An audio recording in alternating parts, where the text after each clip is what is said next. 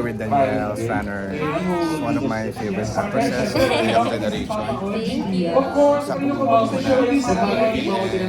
I heard you did really well in your recent teleserye. Yes, thank you so much Was it po. Linda? Or was it? Senior high? Yeah. So, kontrabida ka din. Yes, contribute. How about now? Sagrado. What's your role? I'm not a contrabida. That's all I could say right now.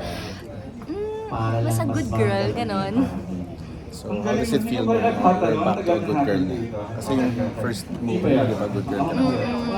Naninibago. Actually, yung movie ko, hindi masyadong good eh. Kabida dun. Bida, Nga, medyo ano, mataray. mean ako. Brandy yung medyo. Mean, kaya nagkaaway-away kami dun sa movie, diba? So, yeah, eto, naninibago ako na super bait niya out of all the characters I've done. Ano yung totoong Daniel ba? Si Z. Si Z. Sister Lee. No, si Z sa senior high. Ayun yung tunay mo character? No, Or both? siguro yung movie ko, Love at First Dream, that's me. Pero yung you do anything just to get the views? I'll do anything, but I've been there na kasi before eh. Tapos natuto na parang you can do, parang kasing character ko doon, nananapak siya, nakatapak na siya ng tao, pero natuto siya na okay lang subukan abutin yung pangarap basta walang natatapakan or gawin mo lahat basta wala ka nasasaktan ng tao. So ano yung anong bago sa'yo ngayon? In your personal life, pati rin yung sa acting mo, anong bago mo? Anong bago? Siguro hindi na siya as Tweet Toms. I mean, it's still like sweet and young, but I feel like Still teenager? I'm 21.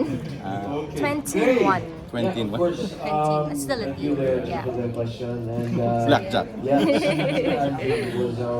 Ano masasabi mo sa mga kasama mo? Sino yung mga nagulat ka na ang galing kumapit pa dito sa bago mong Sagrado.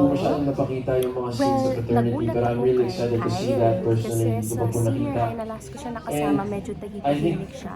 Hindi sobrang strong ng personality niya and hindi ko in-expect. Though, in real life, he has a strong personality. Pero dito sa show na to, it's like all in talaga siya. And nagulat ako kasi siya ka-exena ko palagi dito.